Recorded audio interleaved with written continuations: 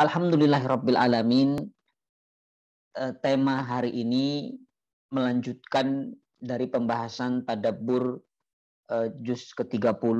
Kita sampai di surah Al-Quraisy.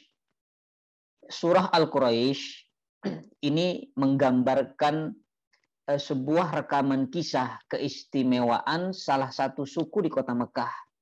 Karena subhanallah, tidak ada nama yang Allah abadikan di dalam Al-Quran kecuali nama itu dua kemungkinan. Ya, ini adalah nama yang buruk, yang tidak patut untuk kita contoh, dan kemungkinan kedua ini nama yang baik, imma individu ataupun kauman, satu kaum. Ya. Namun segala yang dijadikan subhanallah nama surat atau nama surah dalam Al-Quran ini artinya adalah bukan hanya satu orang, ya, tapi bisa kaum ataupun bisa keluarga, ya, seperti Ali Imran itu keluarga Imran. Kemudian Quraisy ini suku berarti banyak, ya, ada keistimewaan dari suku Quraisy. Kalau individu maka Allah akan sebut namanya seperti surat Ibrahim, surat Muhammad, surat Maryam. Nah, jadi ada individu, ada kaum, ya, ini memiliki keistimewaan yang sangat-sangat luar biasa. Nah, pertanyaannya sekarang, apa sih keistimewaan dari suku Quraisy ini? Ini ada dalam kisah yang diriwayatkan oleh Al-Imam Baihaqi, riwayat Al-Hakim, kemudian Ummu Hani, ya, Ali bin Abi Thalib radhiyallahu anhum ajmain. Rasul sallallahu alaihi wasallam bersabda, saya bacakan hadisnya cukup panjang. Wa akhrajal Bukhari fi tarikhihi wa Tabara Al-Hakim wa Tabrani wal Hakim wa sahahahu wa Ibnu Mardawi wal Baihaqi. An Ummi Hani binti Abi Thalib radhiyallahu anhu. Anna Rasulullah sallallahu alaihi wasallam qala faddalallahu Quraisyan bisab'in khisalin. Allah memuliakan suku Quraisy dengan 7 keistimewaan atau 7 kelebihan. Sab'un itu 7, ya. Nah, apa yang pertama? Subhanallah, dikatakan lam yu'tiha ahadan qablahum wa lam yu'tiha ahadan ba'dahum. Jadi keistimewaan ini Allah tidak memberikan kepada suku sebelumnya dan suku sesudahnya. Subhanallah. Artinya hanya suku Quraisy yang diberikan 7 keistimewaan oleh Allah Subhanahu wa taala. Jadi suku sebelum Quraisy ataupun suku sesudah Quraisy sampai hari kiamat tidak akan mendapatkan salah satu dari keistimewaan ini. Salah satu saja tidak, apalagi ke-7-7-nya mustahil. Nah, apa yang pertama? Dikatakan yang pertama adalah anni fihim. Anni fihim. Kata Nabi, aku dari keturunan mereka. Subhanallah, ini keistimewaan pertama suku Quraisy. Jadi suku Quraisy ini kenapa Allah muliakan? Karena Nabi akhir zaman, ya, Rasul SAW ini adalah dari keturunan mereka. Artinya keturunan orang Quraisy. Ya, jadi subhanallah, kalau mungkin Nabi dari suku lain, ya, suku itu pun akan dimuliakan. Tapi ternyata yang Allah pilih adalah suku Quraisy. Maka ini yang pertama. Ani fihim. Aku adalah dari keturunan mereka. Kemudian yang kedua, ya, an-nubuwatu fihim. Nubuwah itu bukan hanya Rasulullah secara fisik, tapi secara dikatakan ruhnya atau dikatakan kenabiannya, nubuahnya. Ya, karena Rasulullah diangkat menjadi nabi dan Rasul usia 40 tahun. Ya, dari kecil sampai diangkat menjadi nabi, ya memang tetap keturunan Quraisy. Makanya dikatakan nabi terakhir dari Quraisy. Bukan hanya keturunan saat dilahirkan, tapi nabi terakhir pun dari Quraisy. Kan ada kisahnya ketika orang-orang Yahudi saat itu. Orang Yahudi begitu yakin, kan, di Madinah, kisahnya ketika orang Yahudi selalu mengadu domba antara suku Aus dan suku Khazraj. Ya, dalam Sirah Nabawiyah dijelaskan selalu diadu domba ini suku ini, dua suku ini oleh orang-orang Yahudi. Tapi apa? Subhanallah, orang Yahudi ini punya keyakinan yang sangat luar biasa. Dia bilang, pokoknya nanti akan datang nabi akhir zaman dari golonganku, Bani Israel, dari keturunanku, kata orang Yahudi. Nanti pokoknya kalau datang nabi akhir zaman dari Bani Israel, lihat ya, kamu Aus dan Khazraj, kamu pasti akan dibunuh. Ya, memang ancaman Yahudi kepada dua suku di Madinah saat itu ya seperti itu. Ya, makanya diadu domba terus. Tapi ternyata apa? Subhanallah, Allah kirim, Allah lahirkan, ternyata nabi akhir zaman ini bukan dari suku Bani Israel, bukan dari keturunan Bani Israel. Ya, ternyata dari mana? Dari Quraisy. Ya, maka dari situlah Yahudi kecewa. Subhanallah. Yahudi kecewa sampai mereka bersumpah. Apa kata orang-orang Yahudi? La akumanna adawatahu abadad dahr. Ya, kata orang-orang Yahudi, sungguh kami akan memusuhi yang namanya Muhammad dan pengikutnya sampai hari kiamat. Itu sumpahnya orang-orang Yahudi. Makanya sangat-sangat wajar sekali kalau sampai hari ini orang Yahudi itu nggak pernah suka dengan kita. Ya, orang Yahudi itu selalu lihat saudara kita di Palestina. Ya, sampai kapanpun ya kan seperti itu. Bahkan Quran sudah mengatakan walan tardo angkal Yahudu walan Nasara hatta tattabi'a millatahum. Ya, nggak akan pernah ridho yang namanya Yahudi dan Nasrani. Ya, tapi kalau dilihat dari kaidah bahasa Arab, Allah menggunakan huruf lamun nahi. Ya, wala kata-katanya kalau lihat Al-Qur'annya, walan tardo, lan itu adalah huruf yang memiliki makna dari dulu, hari ini sampai nanti, itu nggak akan pernah. Itu maknanya. Ya, tapi kalau untuk Nasrani Allah menggunakan wala, bukan lan tapi wala. Ya, kalau la kemungkinan bisa berubah. Makanya yang mendapatkan hidayah, yang mu'allaf, itu kebanyakan saudara kita dari Nasrani. Kita nggak pernah dengar saudara kita dari Yahudi itu mu'allaf. Itu tidak akan. Kenapa? Karena Allah sudah memvonis mereka dengan kata-kata walan tardo, dan tidak akan, baik masa lampau ataupun hari ini ataupun yang akan datang. Ya, itulah bencinya Yahudi kepada kita. Ya, jadi jangan aneh kalau sekarang, kapan sih Yahudi bersahabat sama orang-orang Islam? Tidak akan pernah. Ya, kenapa? Karena ini bagian daripada sumpah mereka. La akumanna adawatahu abadad dahr. Ya, aku akan musuhi Muhammad dan seluruh pengikutnya sepanjang waktu. Ya, naudzubillah. Itu yang kedua. Ya, kemudian yang ketiga, apa kata Nabi? Yang pertama tadi apa? Aku keturunan mereka. Ini masih kita berbicara keutamaan atau keistimewaan suku Quraisy. Yang pertama, aku dari keturunan mereka. Yang kedua, Nabi terakhir dari Quraisy. Yang ketiga, subhanallah, dikatakan wal hijabatu fihim. Ya, disebutkan adalah dia atau orang-orang Quraisy, dia menyambut jamaah haji. Nah, ini keistimewaan. Ya, dia menyambut jamaah haji. Subhanallah, teman-teman yang dirahmati Allah. Kalau kita melihat sejarah, ternyata masyarakat Quraisy itu adalah masyarakat yang apa? Yang sangat-sangat mereka itu mencintai kebaikan. Ya, orang Quraisy itu adalah orang-orang yang bahkan dia berebut tentang masalah kebaikan. Makanya yang paling membuat mereka itu yang mereka inginkan, maksudnya bukan harta.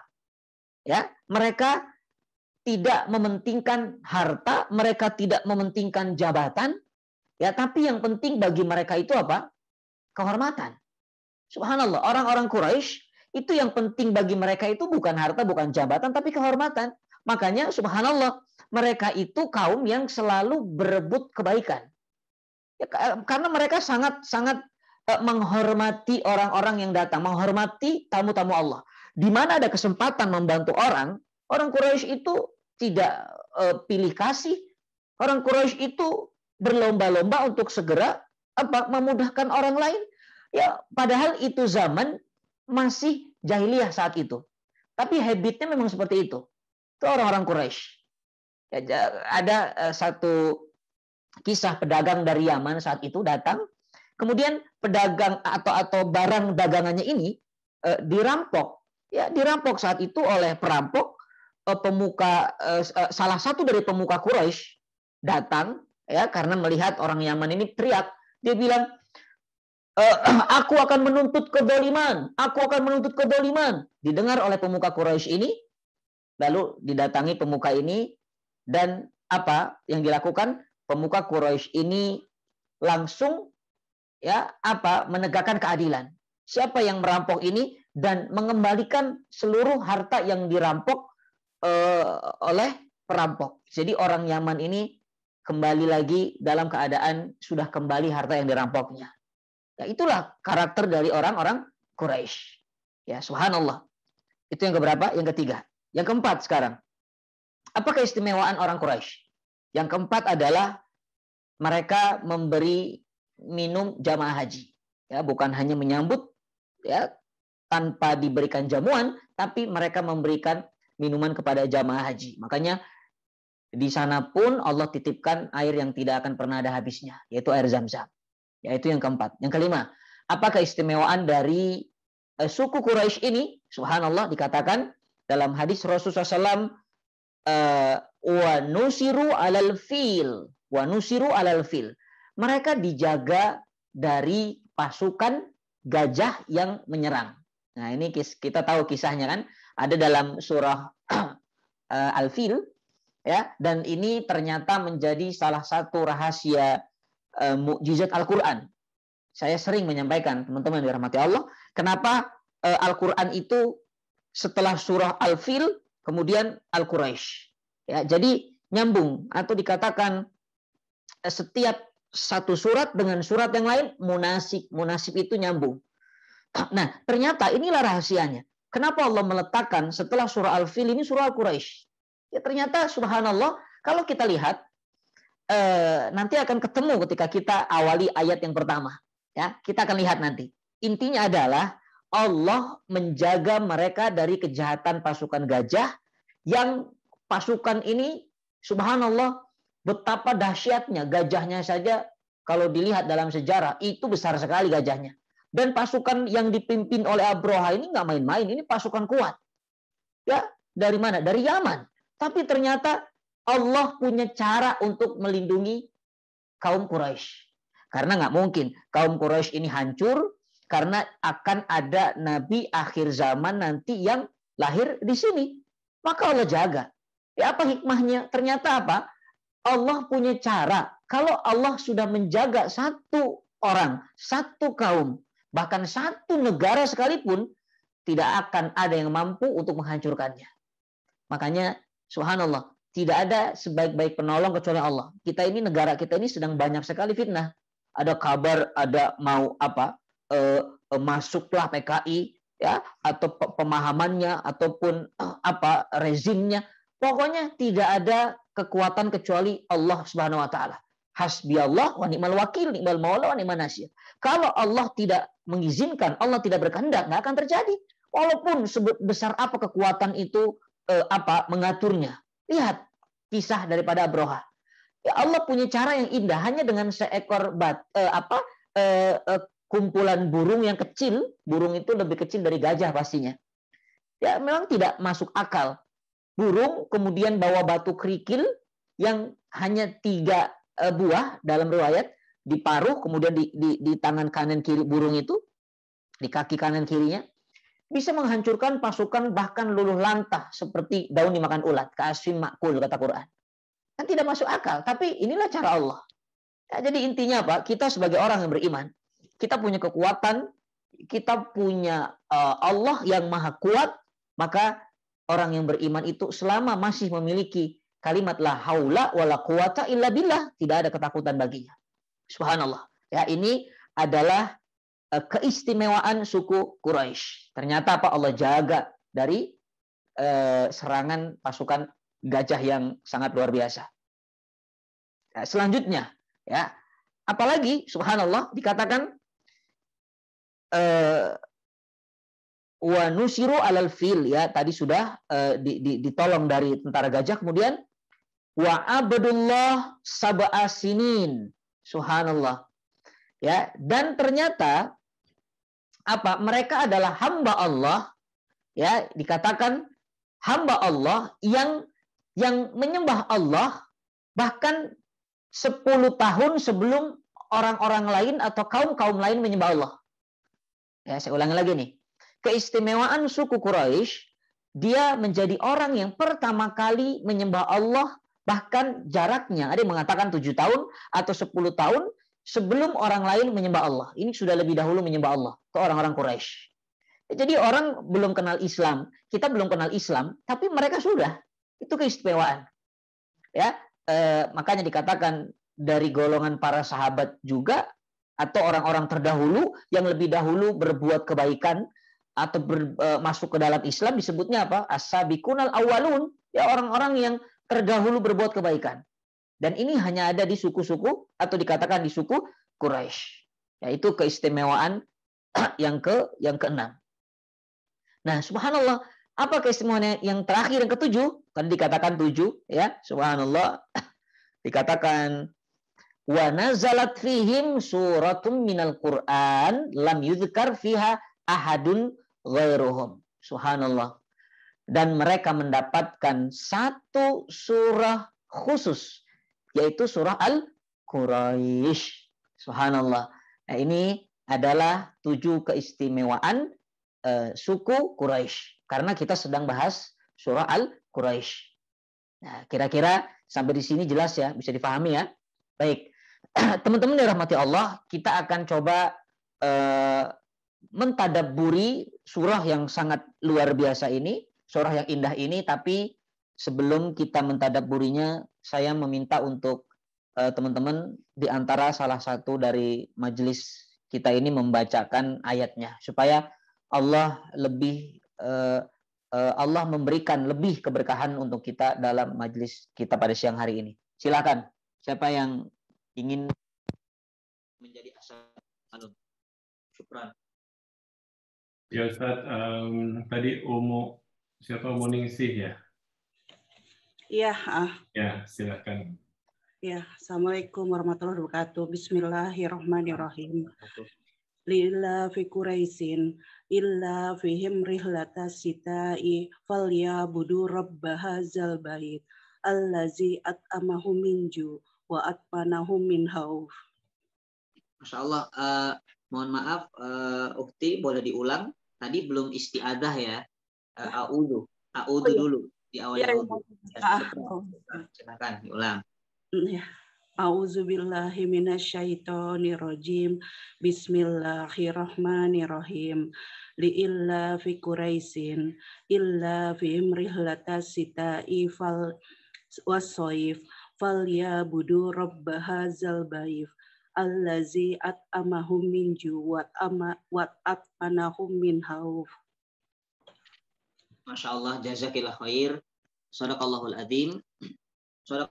Mudah-mudahan Allah berkahi kita dengan Al-Quranul Karim. Allahumma arhamna bil Quran. Allah sayangi kita dengan Al-Quran.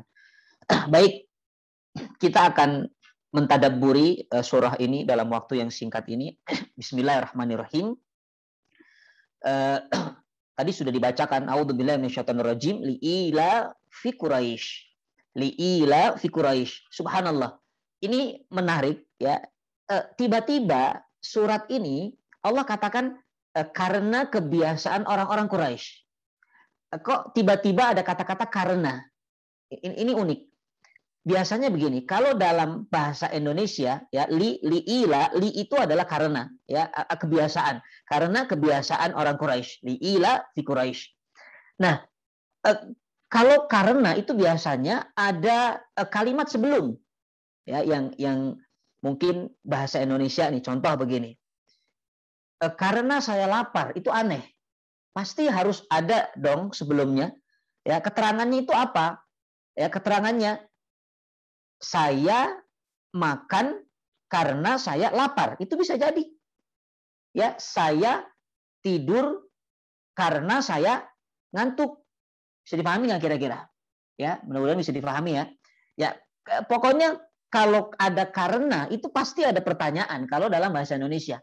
Kenapa Anda tidak makan? Karena saya puasa. Nah gitu tuh. Ya, kenapa kamu nggak mau tidur? Karena saya lagi ngerjain tugas. Ya itu umumnya. Tapi tiba-tiba Quran ini unik. Ya, kalamullah ini unik. Karena kebiasaan orang Quraisy atau dikatakan li'ila fi Quraisy. Subhanallah. Nah, ternyata ini yang tadi saya katakan dalam poin keistimewaan orang Quraisy. Ya, masih ingat tadi ketika dalam poin Allah menjaga orang-orang Quraisy dari serangan Abroha atau pasukan gajah. Nah, ini rahasia mukjizat Al-Qur'an. Ternyata surah Al-Fil dengan surah Al-Quraisy ini munasib atau nyambung. Ini surah yang episodenya tidak terputus. Makanya tiba-tiba ya begitu dibuka surah Al-Quraisy ini dengan kata-kata li'ila fi Quraisy, karena kebiasaan orang-orang Quraisy. Ya, karena jawaban ini sebetulnya gini. Jawaban dari apa? Dari surah Al-Fil. Ya, dari surah Al-Fil. Kalau ditanya gini. Kenapa Allah hancurkan pasukan gajah ya? Nah, itu tuh. Ya, kenapa Allah menghancurkan pasukan gajah ya? Ya, jawabannya karena Allah mencintai orang-orang Quraisy. Karena Allah menjaga orang Quraisy. Nah, ini sambungannya dari ayat atau surah Al-Fil, kemudian tiba-tiba di dalam surah Al-Quraisy Allah katakan karena kebiasaan orang Quraisy. Bisa dipahami ya? Ya, itu adalah ayat yang pertama. Nah, masih di ayat pertama, pertanyaan kedua adalah apa sih kebiasaan orang Quraisy? Ya, tadi dikatakan karena kebiasaan orang-orang Quraisy. Nah, apa kebiasaan orang Quraisy? Nah, dijawab subhanallah, ila fihim rihlatasyita'i wassaif, yaitu kebiasaan mereka berpergian pada musim dingin dan musim panas. Nah, ini kebiasaannya nih. Jadi setiap orang itu punya kebiasaan kan. Kita juga beda suku, beda kebiasaan. Mungkin orang Jawa itu kebiasaannya lebih betah di kampung. Ya mungkin orang-orang Sumatera merantau, orang-orang Padang itu ya banyak sekali di Jakarta kebiasaannya merantau, berdagang, itu kebiasaan. Nah, orang-orang Quraisy ini punya kebiasaan, dia hobinya adalah safar. Safar atau berpergian ya pada dua musim, yaitu musim syita itu dingin. Ingat, hurufnya shin. Shin itu ada titik 3 di atas. Ya, seperti seolah-olah ada salju lah begitu ya. Jadi syita bukan fa ya, tapi shin. Musim dingin. Soif itu adalah musim panas. Ini sekaligus belajar bahasa Arab. Syita itu musim dingin, soif itu adalah musim panas. Nah, kaum Quraisy ya, orang-orang Quraisy diberikan Allah kesenangan untuk berpergian, berpindah dari satu tempat ke tempat yang lain atau satu negeri ke negeri yang lain. Ya, kenapa? Subhanallah, karena orang-orang Quraisy ini memang dikatakan adalah orang-orang yang punya kebiasaan bukan hanya safar, tapi ada tujuan. Tujuannya adalah berdagang. Ya, at-tujjar atau para pedagang. Nah, memang kalau musim dingin dia kemana? Kalau musim panas dia kemana? Ya kan ada dua perjalanan tadi. Musim dingin, musim panas. Subhanallah, dikatakan para ulama mengatakan ketika musim dingin pasti mereka berpergian mencari tempat yang hangat. Nah, yang hangat itu terkenal saat itu adalah di negeri Yaman.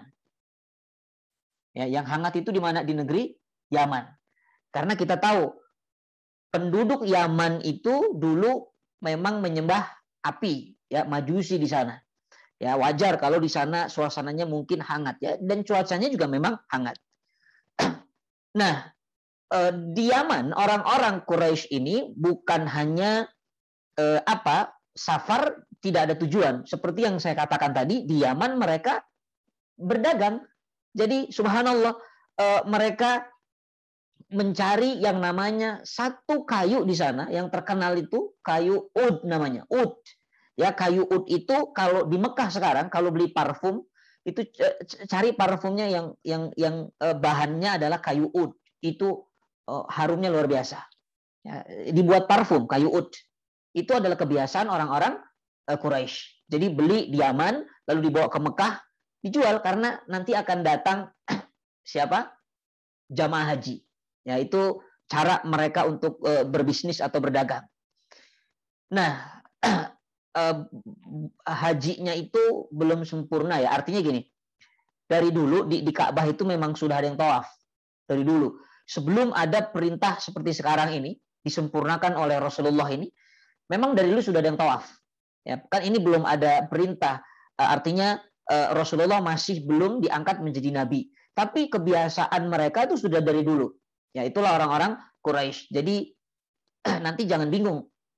Loh, memang sudah ada yang tawaf, memang sudah ada yang berangkat ke Mekah, ada. Dari dulu orang sudah tawaf. Nah kemudian saat musim panas, ya, saat musim panas mereka mencari tempat yang memang di sana itu dingin. Ya, kemana kira-kira yang dingin? Ya, yang dingin itu ya ke negeri Syam. Ya, kalau tadi ke daerah Yaman, ya ini adalah ke negeri Syam. Ya, Syam itu kan Lebanon, Syria, kemudian Palestina, ya itu adalah kawasan Lebanon atau kawasan Syam, ya termasuk Yordan. Nah, kalau ke Syam, mereka mencari biji-bijian, kemudian gandum, ya untuk dijual belikan juga, dibuat menjadi bisnis juga. Itulah orang-orang Quraisy. Dan Allah berikan mereka kemudahan untuk safar. Subhanallah. Ya, ini kebiasaannya. Jadi surah Al-Quraisy ini yang pertama kali, ayat pertama tadi Allah mengatakan karena kebiasaan orang Quraisy. Ternyata itu adalah sambungan dari surah Al-Fil. Ya, jawaban dari surah Al-Fil kenapa Allah hancurkan tentara gajah. Karena Allah ingin menjaga orang-orang Quraisy. Kenapa? Karena mereka punya kebiasaan yang kebiasaannya itu bermanfaat pastinya bagi orang lain. Maka Allah jaga, Allah sayangi orang-orang Quraisy. Nah, apa kebiasaannya? Tadi sudah disampaikan kebiasaannya safar atau bepergian dari musim panas maupun musim dingin. Musim panas mereka ke Syam, musim dingin mereka ke Yaman. Ya, tapi tujuannya bukan hanya safar, tapi mereka sekaligus berdagang, ya, atau memborong barang dagangan kemudian untuk dijual ke Mekah atau dijual saat ada tamu-tamu datang ke Mekah. Nah, ternyata subhanallah, kalau kita lihat dari dua keterangan ini saja, ini adalah kenikmatan yang sangat luar biasa yang Allah karuniakan kepada orang-orang Quraisy. Bayangkan teman-teman yang dirahmati Allah. Kebayang nggak dari fisiknya saja ini sudah terbukti orang Quraisy itu kuat. Bayangkan jalan dari mana? Dari Mekah ke Yaman. Lalu dari Mekah ke Syam. Dan dulu tidak ada kendaraan, nggak ada pesawat, ya, nggak ada kapal air, nggak ada mobil. Memang mereka berjalan kaki, bahkan membawa untanya, membawa mungkin kudanya dengan perbekalan yang secukupnya. Tapi mereka tidak pernah ada sakit di jalan atau pingsan atau apa. Ya subhanallah, Allah kasih kekuatan fisik kepada mereka untuk bisa berpergian dari satu negeri ke negeri yang lain. Itu adalah kenikmatan yang luar biasa. Ya, makanya hikmahnya apa coba? Hikmahnya adalah ketika Islam itu datang, mulai Islam itu menyebar, Islam itu sangat mudah menyebar ke berbagai penjuru dunia karena memang Allah titipkan Islam ini di bumi orang-orang Quraisy. Inilah rahasia kenapa Islam turun di Mekah. Nah, mungkin kalau Islam turunnya di Indonesia atau di Jawa atau di mana, ya mungkin mau kemana-mana males, disuruh kemana, nggak ada motor, nggak ada apa. Ya, tapi karena kekuatan orang-orang Quraisy, maka berhasil Islam itu menyebar ke berbagai penjuru dunia. Sampai hari ini kita merasakan indahnya Islam. Pusatnya dari mana? Dari Mekah. Sukunya siapa? Suku Quraisy. Subhanallah. Ya, ini adalah hikmah. Makanya subhanallah, ini bukan hanya berbicara tentang safar yang terkesan adalah apa? Biasa, safar ya biasa, semua orang juga pernah safar. Tapi ada misi yang sangat luar biasa, dan ini adalah kenikmatan dari Allah Subhanahu wa taala. Ya, karena gini, kalau kita berbicara nikmat dari Allah itu dari semua nikmat yang ada, ya para ulama membagi nikmat itu menjadi dua. Ini nikmat terbesar ya. Ya, kalau kita berbicara nikmat terbesar, ulama membagi nikmat terbesar itu kepada dua hal. Apa yang pertama, subhanallah, dan ini diberikan oleh Allah kepada orang Quraisy. Dua nikmat ini orang Quraisy mendapatkannya. Apa nikmat yang pertama? Yang pertama adalah nikmat dikatakan daf'ud dor, ya, daf'ud doror. Daf'ud doror maknanya adalah Allah melindungi atau Allah menyelamatkan dari bahaya. Ya, jadi daf'ud doror ini maknanya adalah dilindungi atau diselamatkan dari bahaya. Ini kenikmatan. Ya, coba kalau seandainya orang Quraisy tidak Allah jaga dan Allah selamatkan dari bahaya, mungkin ketika dia meninggalkan Mekah, safar ke Yaman, atau meninggalkan Mekah, safar ke Syam, balik tinggal nama saja. Ya, entah dirampok di perjalanan, entah wafat di perjalanan. Ya, kalau Allah tidak jaga dari bahaya. Makanya kita hari ini yang Allah karuniakan kepada kita, ternyata berapa banyak nikmat Allah melindungi kita dan menyelamatkan kita dari bahaya. Ya, ada saudara kita yang tertimpa musibah, gempa bumi, tsunami, kebakaran, bahkan terpapar COVID sampai meninggal. Sampai hari ini mungkin kita yang belum terpapar COVID, ya, naudzubillah, mudah-mudahan tidak sampai, ya, jangan sampai. Ya, artinya ini satu kenikmatan Allah melindungi kita dan menyelamatkan kita dari bahaya, karena virus itu bahaya. Tapi yang sudah terpapar pernah merasakan pun, ya, sampai mendapatkan gelar LC, ya, lulusan COVID, ya, saya juga udah LC mah, ya, jadi subhanallah. Ini pun harus bersyukur. Kenapa? Karena Allah menjaga kita, melindungi kita, ya, sampai kita masih bisa kembali sehat. Karena berapa banyak saudara kita yang sudah wafat. Ya, kalaupun wafat, masih bersyukur kepada Allah. Kenapa? Karena diwafatkan dalam keadaan sabar, menerima ujian, dalam keadaan syahid. Karena wafatnya tertimpa wabah. Maka Allah melindungi dari bahaya. Yang apa? Bahaya yang lebih besar lagi, yaitu adalah bahaya daripada api neraka. Nah, Masya Allah. Jadi, kalau kita renungkan, yang sakit, kemudian Allah sehatkan, Allah melindunginya. Yang sehat tidak terkena COVID, Allah pun melindunginya. Bahkan yang wafat pun, kalau dia sabar, kalau keluarganya ridho mendoakannya, maka ini pun akan menjadi benteng bagi almarhum daripada adab Allah Subhanahu wa taala. Jadi semua ini adalah nikmat yang sangat besar. Pokoknya kemanapun kita pergi, berangkat bismillahirrahmanirrahim, kemudian kita kembali ke rumah dengan selamat, artinya Allah sudah memberikan kenikmatan daf'ud doror. Maka syukuri itu. Kadang-kadang kita lupa syukur. Berangkat kerja, pulang, kita lupa bersyukur, ya Allah, Engkau melindungi aku hari ini. Padahal tadi ada kecelakaan di jalan. Tadi ada motor jatuh tapi enggak kena saya, ya Allah. Padahal hampir saja mengenai saya.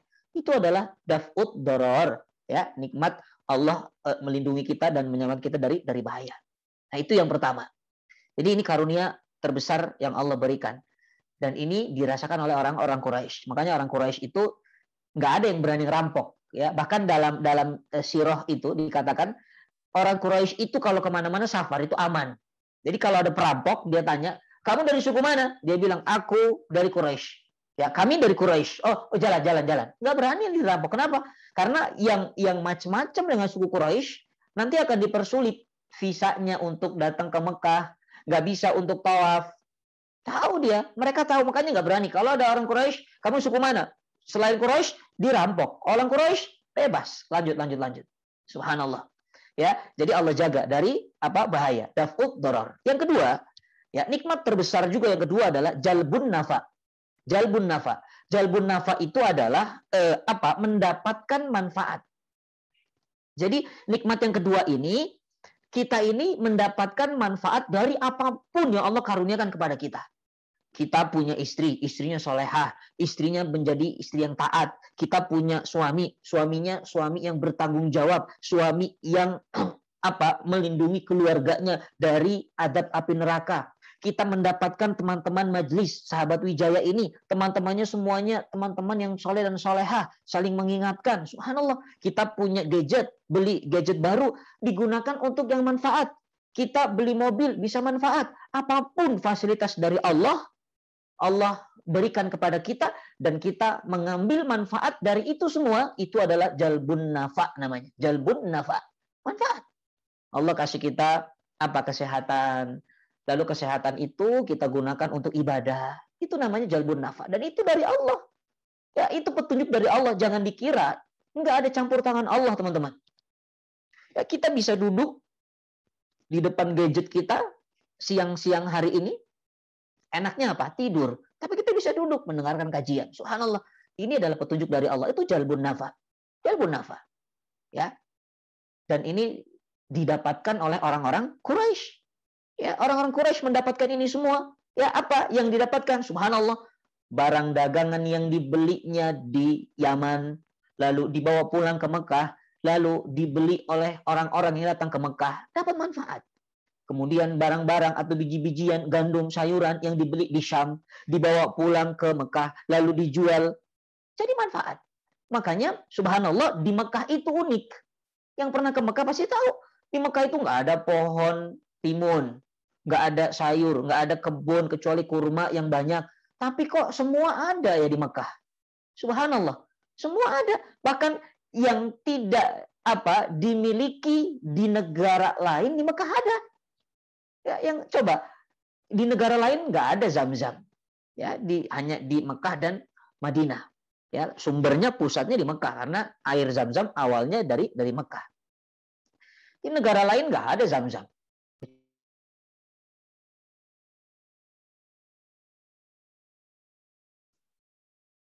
Artinya apa? Mendapatkan manfaat. Ya, belum selesai nikmat yang diberikan oleh orang-orang Quraisy, bukan hanya dari sisi perdagangannya.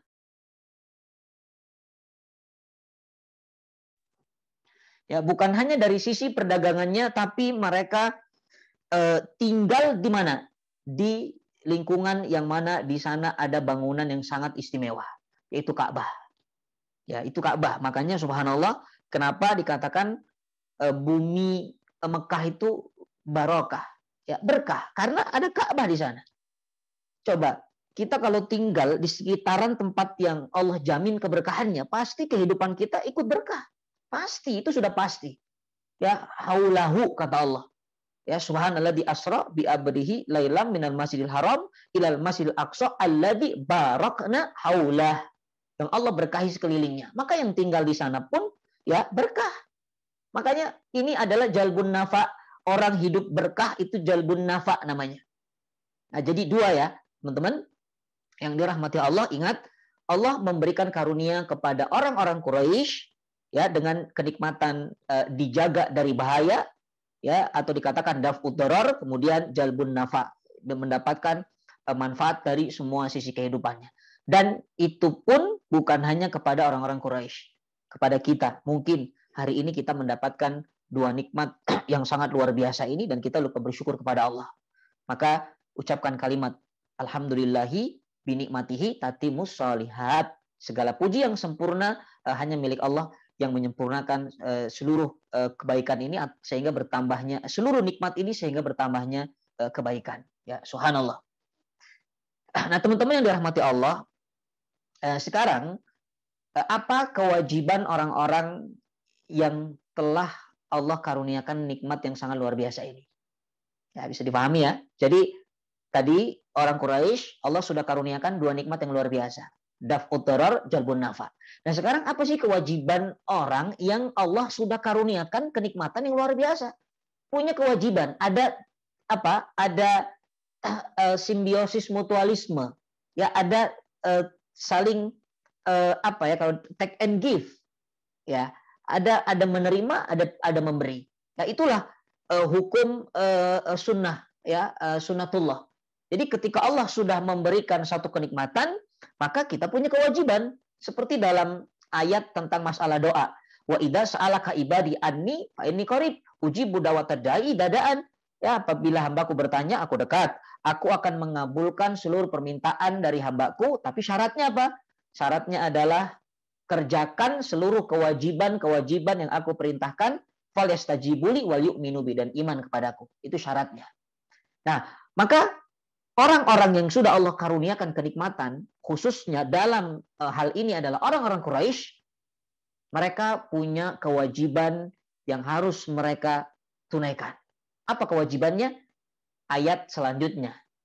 Apa ayat selanjutnya?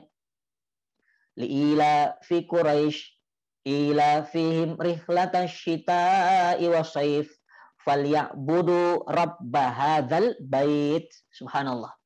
Falyabudu rabb hadzal bait. Nah, ayat selanjutnya, maka hendaklah mereka ibadah. Ya, ibadah atau menyembah Rabb yang memiliki Ka'bah. Ya, rabb hadzal bait, menyembah Rabb yang memiliki Ka'bah. Maksudnya Allah. Ya, jangan menyembah Ka'bahnya.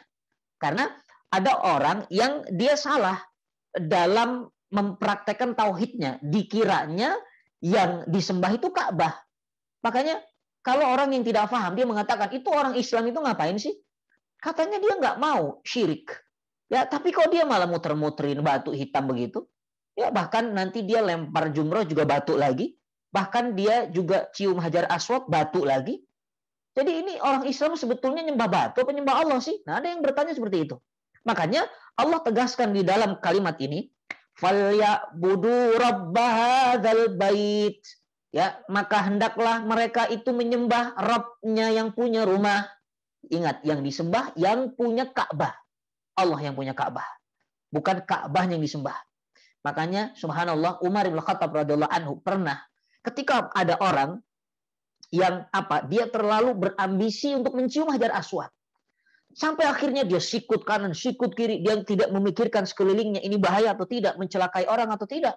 Umar mengatakan, wahai hajar aswad, ya innaka hajarun bil jannah. Kamu itu batu dari sorga memang. Wa innaka la tadur wa la tanfa. Tapi Anda itu nggak bisa memberikan manfaat dan tidak bisa mendatangkan madarat. Walaupun Anda dari sorga, batu yang dikatakan batu dari sorga, tapi nggak bisa memberikan manfaat dan tidak bisa mendatangkan madarat. Itu kata Umar bin Khattab.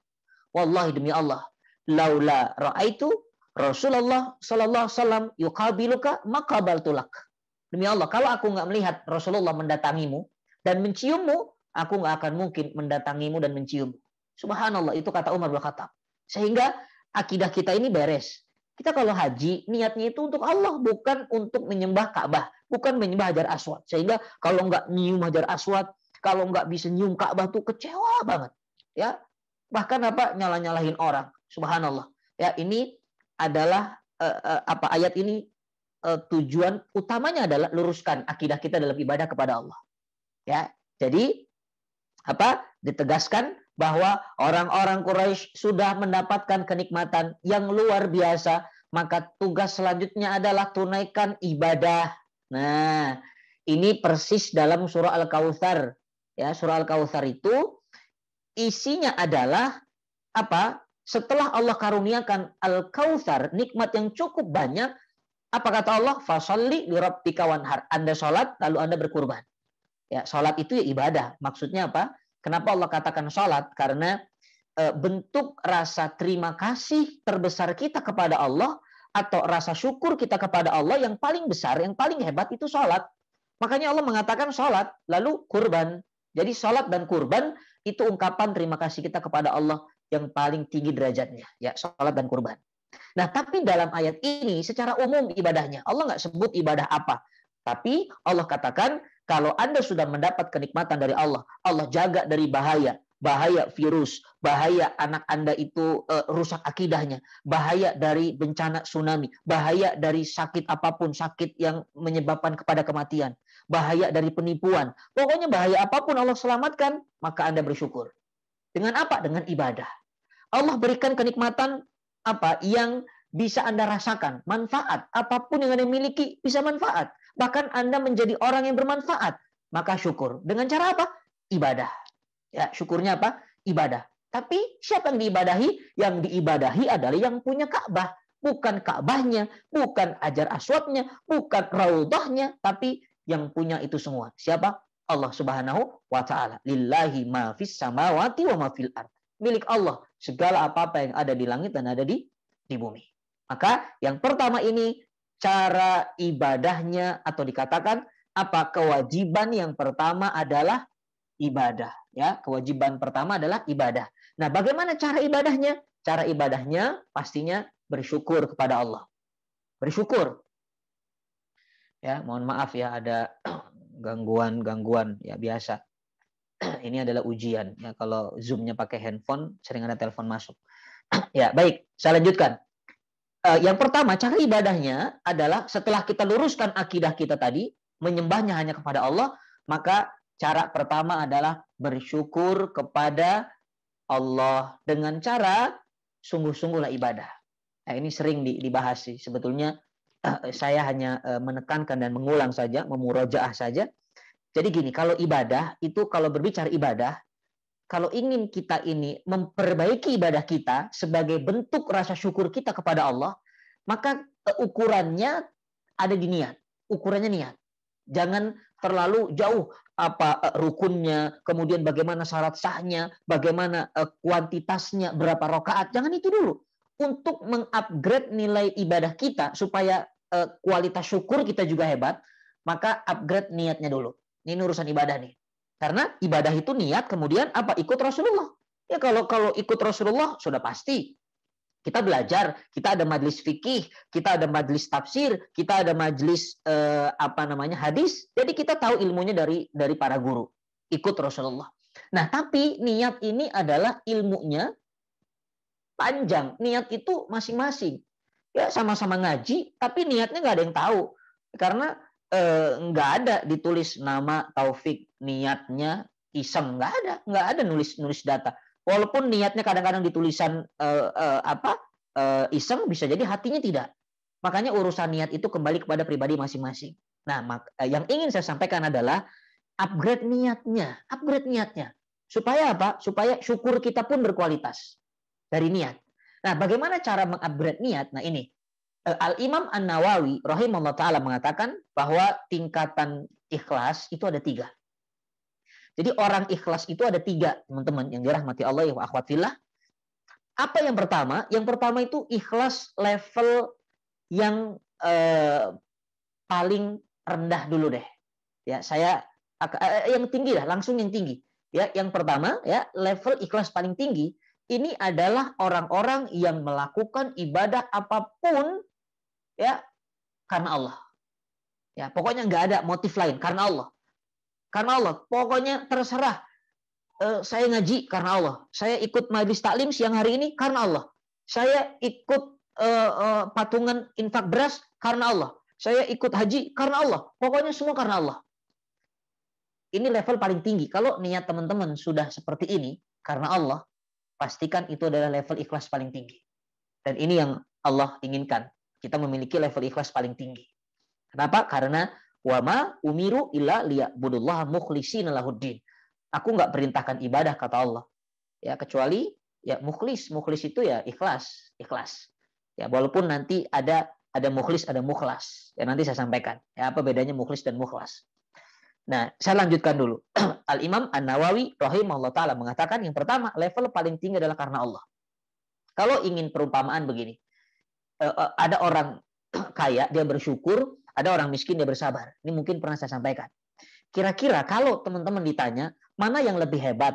Orang kaya yang pandai bersyukur atau orang miskin yang pandai bersabar? Maka jawabannya ini tidak bisa dijawab pertanyaan ini. Karena apa? Ini sebetulnya nggak bisa dibandingkan. Karena sama. Ya, kalau ada orang kaya bersyukur dengan orang miskin bersabar, ini sama. Derajatnya sama. Sudah kaya bersyukur wajar dong. Sudah miskin nggak mau sabar, ini aneh. Jadi kalau sudah miskin ya sabar. Ini kaya ya syukur, itu biasa.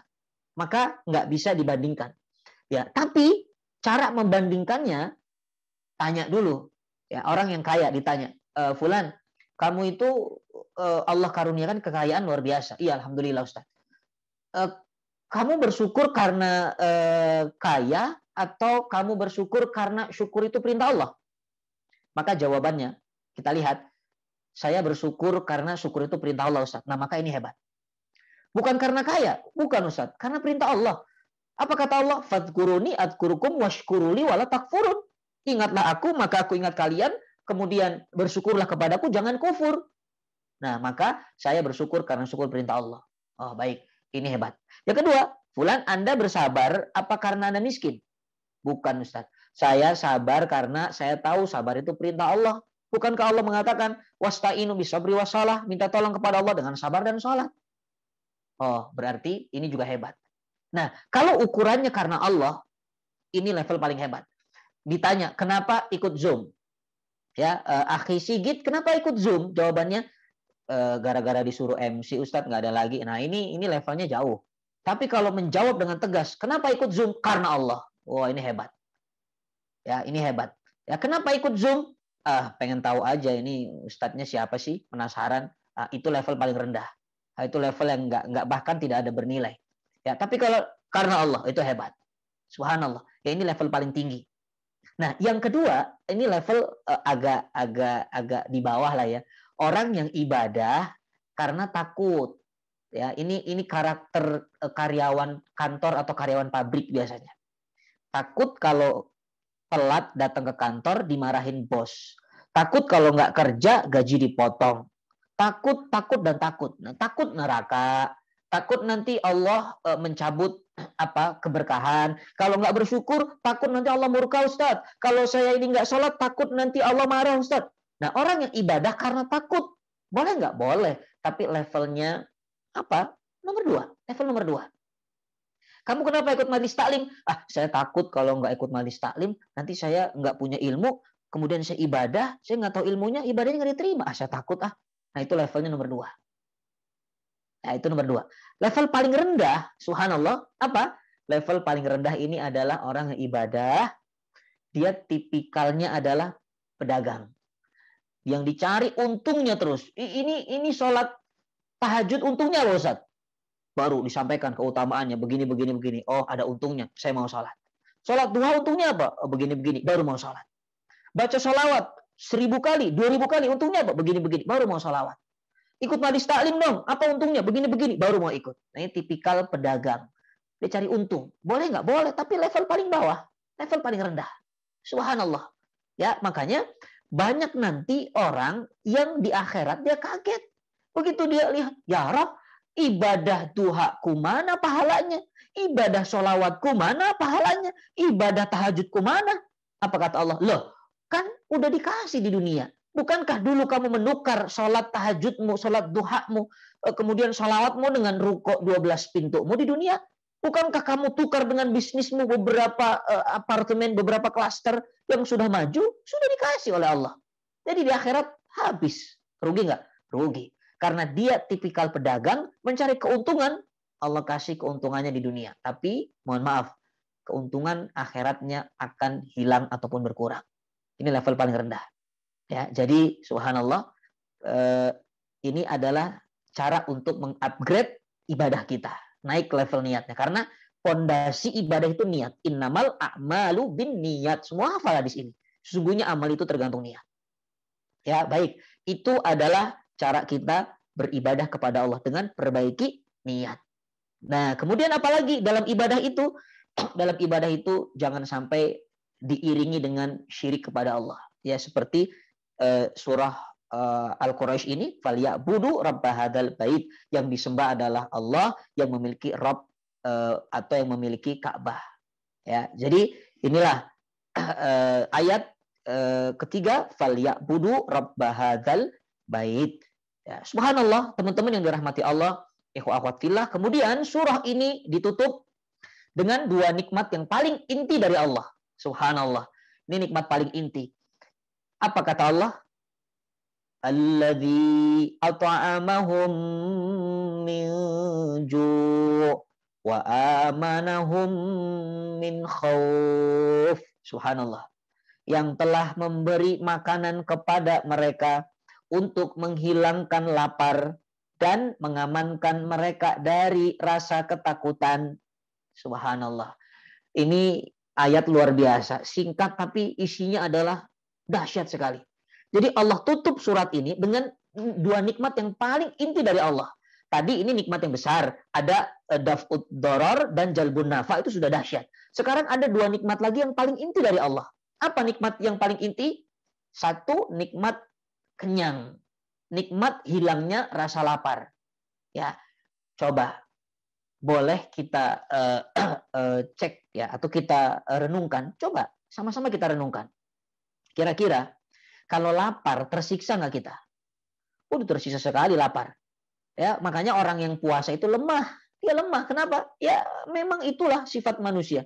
Ya karakter manusia itu atau makhluk Allah itu yang namanya manusia, binatang, ya, jin, ya itu butuh makan.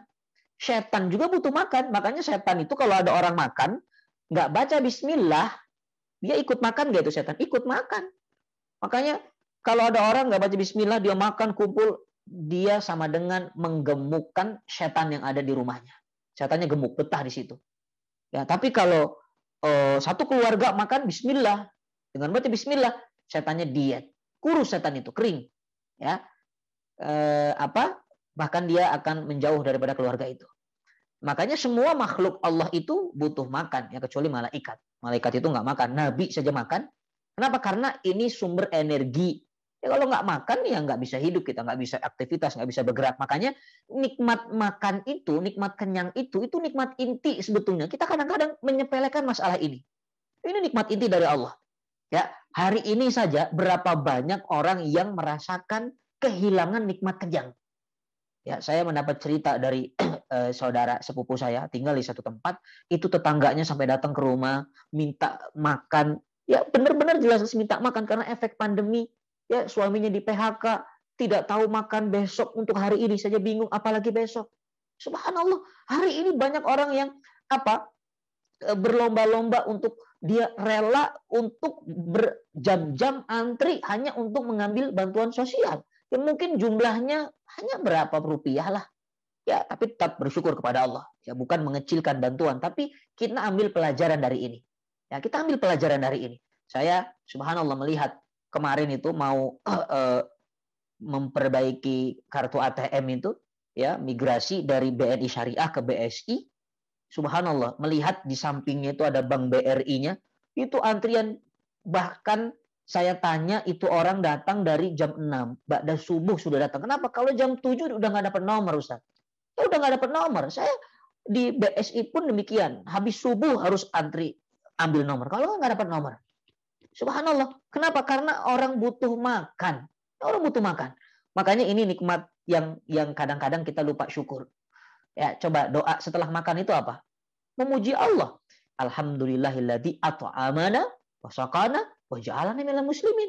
Segala puji yang sempurna milik Allah yang telah membuat kami kenyang. Jadi yang membuat kita kenyang itu Allah. Ya, ingat, itu adalah nikmat inti, nikmat yang sangat luar biasa. Apalagi kalau hari ini kita masih bisa makan, kita masih bisa menikmati yang namanya makanan-makanan yang mungkin orang tidak bisa menikmatinya. Banyak bersyukur kepada Allah Subhanahu wa taala.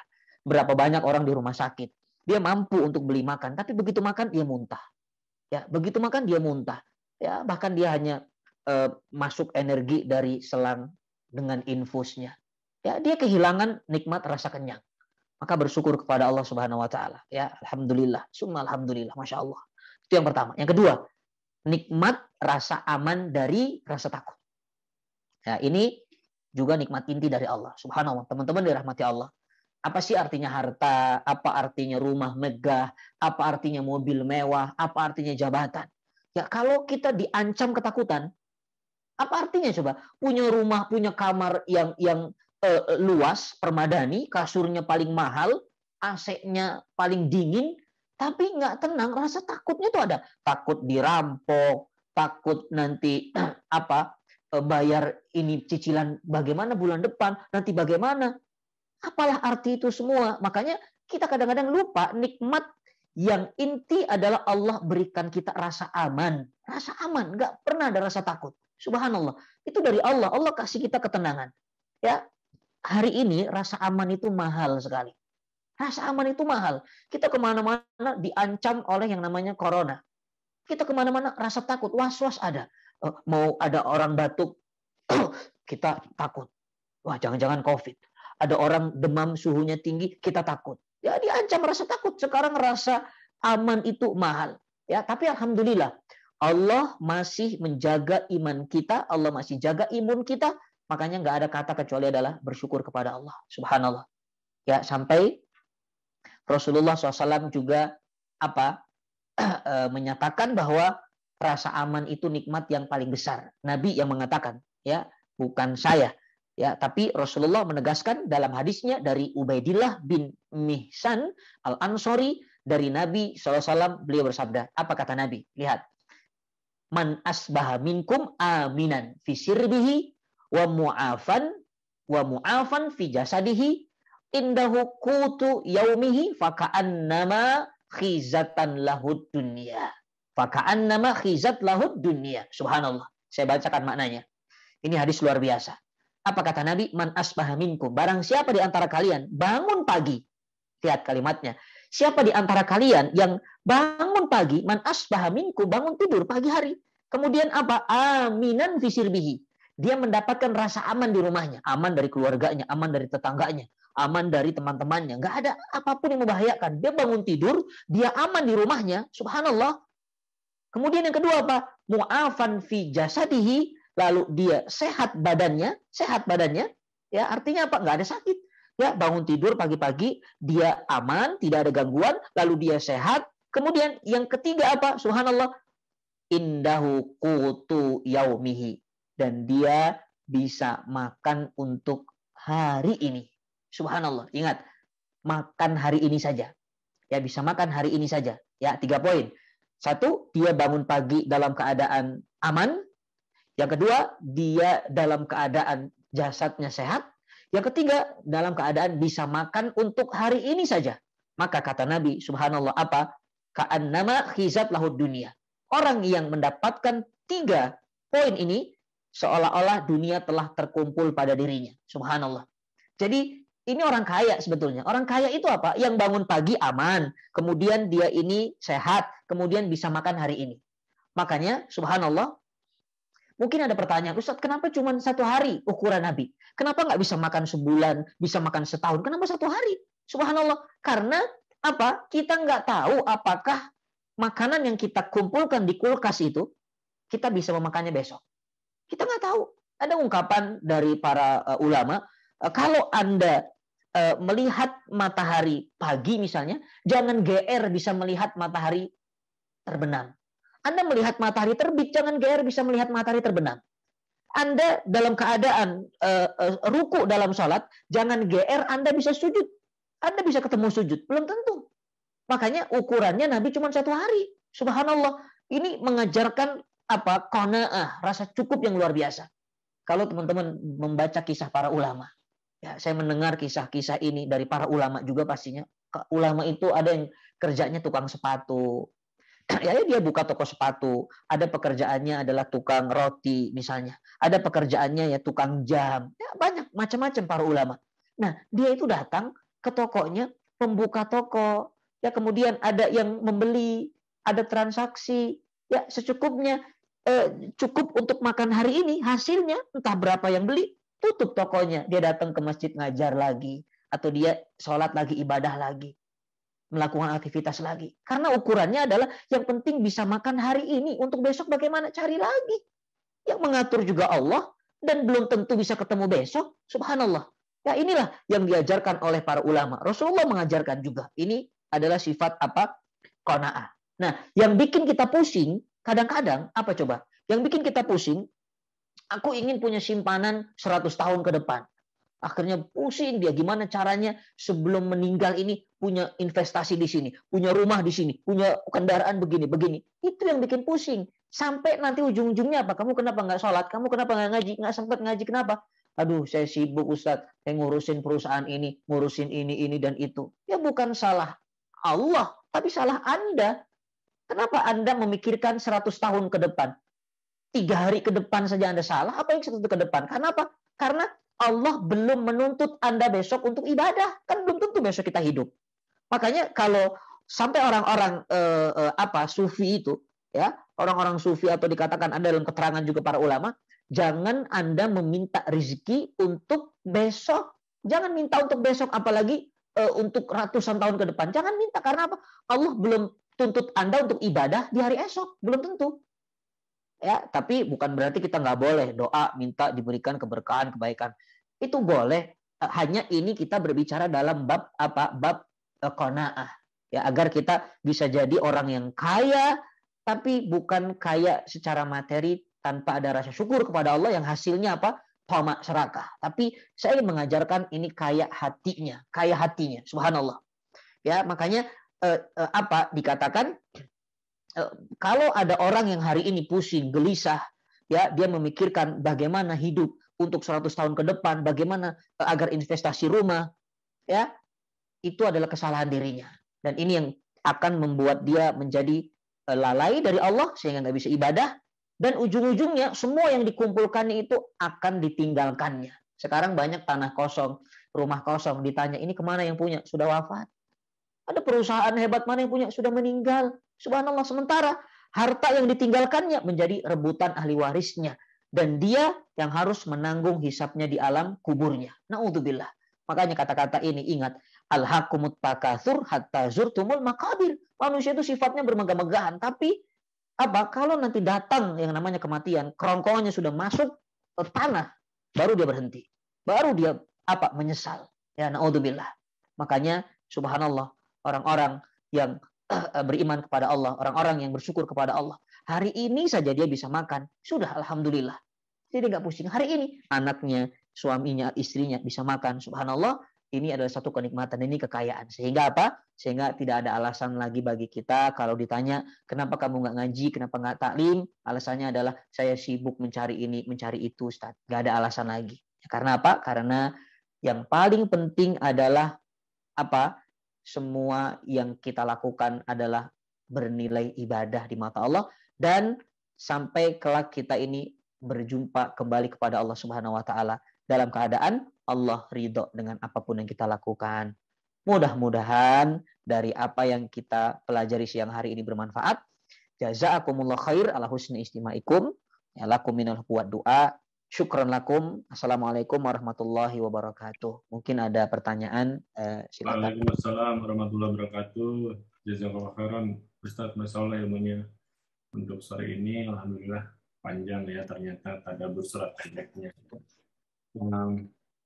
Buat teman-teman sahabat Wijaya yang ada pertanyaan kepada Ustadz, silakan menulis di kolom komentar di bagian chat. Tapi bila ingin bertanya langsung pada Ustadz, juga dipersilahkan untuk raise hand atau menyalakan suaranya.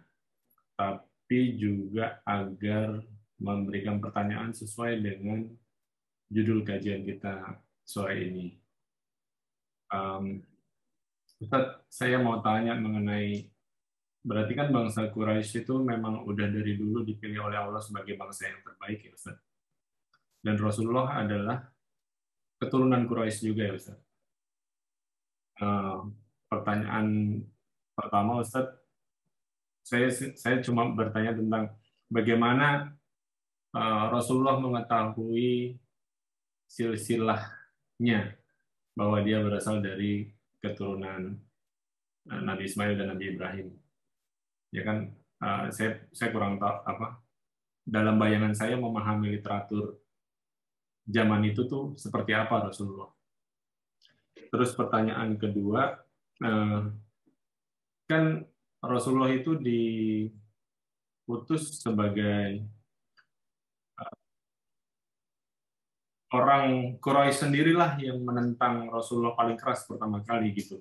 Kan kalau kita tahu bahwa bangsa Yahudi menentang Rasulullah itu kan dikarenakan bukan dari suku bangsa mereka, makanya mereka khianat terhadap Rasulullah. Tapi kalau bangsa Quraisy sendiri, kenapa mereka saat itu menentang paling keras, Ustaz? Padahal adalah dari bangsa mereka sendiri gitu. Jazakallahu khairan. Baik. Jazakumullah khair, insyaallah. Bismillah. Yang pertama, Rasulullah SAW tahu silsilahnya bahwa dari keturunan Quraisy, karena memang Rasulullah saat itu memiliki seorang kakek yang kita kenal dengan nama Abdul Muthalib. Ya, Abdul Muthalib ini adalah pemuka Quraisy yang paling ditakuti, disegani pada saat itu. Dan kalau diurut dari silsilahnya adalah dari keturunan Abdul Manaf, ya, kemudian bin Qusay. Itu semua adalah silsilahnya orang-orang Quraisy. Ya, pasti untuk lebih jelas lagi Allah mengajarkan tentang silsilahnya ini melalui malaikat Jibril kepada Rasul Shallallahu Alaihi Wasallam. Ya, jadi mudah. Kakek saya siapa? Kakek saya adalah Abdul Muthalib, orang Quraisy. Berarti saya Quraisy. Ya, itulah Rasul SAW. Nah, jadi dari itulah tahu silsilahnya. Nah, bahkan dari orang Yahudi sendiri, orang Yahudi kan tadi menyangka bahwa yang akan keluar nanti dari Nabi akhir zaman, Bani Israel, suku kami. Ternyata apa?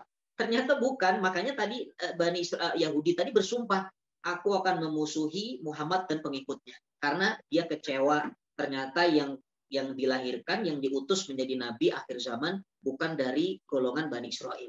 Ya itu. Jadi akhirnya apa? Ya, akhirnya memang membuktikan dan menegaskan bahwa Yahudi nggak suka dengan suku Quraisy. Ya, Yahudi nggak suka. Nah, kemudian kedua, kalaupun ada yang menentang daripada dakwahnya Rasul saat itu, ya itu memang karena apa? Karena merubah tradisi mereka, ya, merubah kebiasaan mereka yang sudah turun temurun dari nenek moyang itu dirubah. Makanya ya wajar kita nggak usah jauh-jauh, kita orang tua kita sendiri kadang-kadang kalau udah punya kebiasaan, pokoknya kalau mau nikah nanti cari tanggal baik ya begini ya, atau nanti begini. Ada semua. Kalau kita tentang, kita rubah, itu juga akan menjadi bumerang bagi kita. Makanya dengan cara-cara yang ma'ruf, yang baik. Nah, apalagi yang ditentang ini, yang berubah ini bukan masalah-masalah sepele lagi, itu sudah masalah besar. Ya, jadi merubah yang namanya segala kebiasaan, segala budaya. Ya, akhirnya apa? Akhirnya mereka membenci kepada, kok ajarannya begini ya? Ini kan sudah dari nenek moyang kita. Nah, itu yang membuat benci kepada Rasulullah dan kepada ajarannya. Ya, kenapa orang Quraisy? Karena memang Rasulullah datang untuk rahmatan lil alamin, untuk memberi rahmat bagi seluruh alam, karena dulu di Mekah itu terkenal ketidakadilan khususnya kepada perempuan-perempuan, ya, kepada budak-budak. Makanya banyak sekali orang-orang yang saat itu membunuh anak perempuannya karena itu aib. Ya, dalam kisahnya kita tahu lah sejarah itu. Maka kalau ada orang-orang Quraisy juga menentang, ya karena ada orang-orang yang memang merasa dirinya lebih senior, yang sudah menjadi tokoh di sana, tiba-tiba ada anak yang baru datang atau baru muncul, tiba-tiba merubah semuanya dan punya pengikut yang banyak. Ya, dia kecewa dan dia marah. Ya, itu jadi sumbernya dari sana. Ya, itu kira-kira. Mudah-mudahan bisa dipahami. Syukran, wallahi barik. Pertanyaan selanjutnya, dalam tadabbur surat ini adalah mengenai masalah nikmat. Ustadz, gimana caranya kita menjaga hati agar terhindar dari istijraj, dari kenikmatan yang kita terima dari Allah, dan juga sekalian Ustadz, bagaimana cara kita tetap mengingatkan diri kita untuk senantiasa bersyukur atas nikmat yang kita rasa walau sekecil-kecilnya. Karena seringkali nikmat yang kecil itu membuat kita jadi mudah terlupakan, Ustaz. Baik. Jazakillah khair. Istidraj itu kan mendapatkan, seolah-olah kita mendapatkan kenikmatan, sementara kita nggak pernah ibadah kepada Allah, kita nggak pernah bersyukur atas nikmat Allah. Tapi kok dikasih terus kenikmatannya? Seolah-olah. Ya, seolah-olah. Karena Allah sengaja. Allah berikan orang ini satu adab di dunianya namanya istidraj. Hatinya sudah tenang. Dia punya kekayaan, tapi nggak usah sholat, nggak usah ikut ngaji. Ya, dia udah kaya. Kalau sakit udah ada dokter khusus. Anak-anaknya sekolah di sekolah-sekolah favorit yang mahal, yang hebat. tapi tanpa ibadah kepada Allah, santai saja. Nah, hati-hati, itu pasti adalah istidraj. Kalau guru kami kasih perumpamaan, orang yang terkena istidraj itu seperti ayam yang dipelihara, ya, dikasih beras, dikasih makan gitu kan. Ayam itu dikasih makan. Begitu udah gemuk, itu ayam diapain? Disembelih. Nah, itu istidraj. Ya, kira-kira kalau ayam itu tahu bakal digorok, disembelih, mau nggak dia? Makan enak, nggak mau dia. Nah, itulah orang yang istidraj. Nanti begitu tiba saatnya Allah tarik dan Allah sungkurkan dia ke jurang api neraka. Naudzubillah. Nah, caranya bagaimana agar terbebas dari istidraj? Maka jangan tertipu dengan segala kemewahan dunia yang Allah berikan. Ya, jangan tertipu. Ingat, sekaya-kayanya kita di dunia, ya, tidak akan dunia ini, harta kita ini membahagiakan kita selamanya. Semiskin-miskinnya kita di dunia, tidak akan kemiskinan kita itu membuat kita itu sengsara selama-lamanya. Karena dunia itu bukan sorga, dunia itu bukan neraka. Ya, kebahagiaan sesungguhnya dan selamanya di sorga, kesengsaraan sesungguhnya dan selamanya ada di neraka. Makanya untuk menghindari dari istidraj, kita harus cek dulu diri kita. Yang tahu kita, bukan orang. Saya kena istidraj apa enggak ya? Kuncinya gampang. Apakah fasilitas dari Allah kita gunakan untuk di jalan Allah? Udah, itu kuncinya. Allah kasih kita rambut. Apakah rambut ini kita gunakan untuk di jalan Allah ya? Maksudnya apa? Tutup auratnya ya? Nah, kalau rambut ini tutup aurat, kemudian rambut ini hanya diberikan kepada yang mahram, berarti kita sudah ibadah kepada Allah. Ya, insya Allah berarti kita nggak kena istidraj. Nah, apakah kesehatan ini sudah kita gunakan untuk ibadah ya? Untuk sholat ya? Untuk puasa ya? Nah, puasa wajib maksudnya. Ya, kalau sunnah, ini berbicara sunnah, ini beda lagi babnya. Ini perintah yang sifatnya wajib.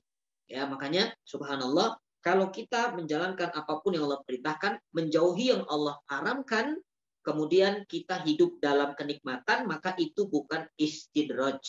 Ya, itu bukan istidraj. Ya, itu ukurannya harus tepat dulu. Jadi nggak semuanya orang yang dikasih kenikmatan, dia istidraj, dia kena istidraj. Enggak. Kalau dia taat, dia soleh, dia ibadah, ya enggak, bukan istidraj. Ya, jadi itu ukurannya. Nah, makanya subhanallah, yang kedua harus sadar. Nah, ini nih, yang kedua harus sadar bahwa semua itu adalah titipan dari Allah. Ini bukan milik kita. Kapanpun bisa diambil. Namanya fasilitas kantor itu kalau kita udah keluar itu dikembalikan. Nah, ini pun fasilitas, semua itu bisa diambil oleh Allah. Kapanpun, terserah Allah. Kita ini hidup seperti tukang parkir saja, dititipin mobil, lalu ketika pemiliknya mengambil, ya sudah. Makanya orang yang sadar ini semua adalah milik Allah dan titipan dari Allah, dia nggak akan pernah kecewa kalau suatu saat yang dimilikinya diambil oleh Allah Subhanahu Wa Taala. Dan insya Allah nggak akan masuk ke dalam orang-orang yang istidraj. Karena dia nggak mencintai harta, nggak mencintai dunia dengan hatinya. Ya, itu adalah poin yang kedua. Jadi yang pertama apa? Ukurannya dulu harus jelas, istidrajnya seperti apa. Yang kedua, jangan merasa ini milik kita. Dunia boleh kita genggam di tangan, boleh disimpan di tangan, tapi jangan simpan dalam hati. Karena kalau di hati nggak bisa keluar, kalau di tangan bisa lepas nanti. Kita lepaskan. Ya, cari dunia sebanyak-banyaknya, tapi jangan masukkan ke dalam hati kita. Itu yang kedua. Yang ketiga pastinya adalah dengan terus bergaul dengan orang-orang yang soleh. Karena apa? Karena fungsi teman yang baik, teman yang soleh itu nanti mengingatkan. Barangkali kan ada, kita kadang-kadang punya teman, dulu Ustadz dia rajin ke majlis taklim loh Ustadz. Waktu bisnisnya masih baru 1 ruko Ustadz. Dulu mengaji sempat, sekarang udah 15 toko, nggak pernah ke masjid Ustadz. Nggak pernah majlis taklim. Nah, maka ingatkan, tanya, kamu kemana aja, sibuk banget ya, ayo dong ngaji, nggak ada kamu nggak seru nih. Nah, itu kan bagian daripada ajakan-ajakan yang mengandung nasihat. Ya, atau apa, kasih kisah-kisah, ingat Sa'labah dulu, waktu miskin, minta kaya, dikasih kaya, lupa ke masjid. Ya, itu pentingnya sahabat yang soleh, saling mengingatkan. Tawasobil haq, tawasobil sobar. Ya, itu kira-kira. Jadi rasa-rasanya poin itu saja sudah mewakili ya, cukup kalau kita ingin terbebas daripada istidraj. Yang pastinya yang terakhir untuk menyempurnakan adalah perbanyak doa, minta kepada Allah. Ya Allah, jangan jadikan dunia ini membutakanku. Jangan jadikan harta ataupun jabatan melalaikanku darimu. Bahasa Indonesia saja doa, silakan. Yang penting kita minta kepada Allah agar Allah kuatkan hati kita, sabarkan hati kita, imma dalam kemiskinan ataupun dalam kekayaan. Karena biasanya orang lebih bisa sabar ketika diuji dengan kesusahan. Tapi orang susah sabar kalau diuji dengan kelebihan. Ya, itu.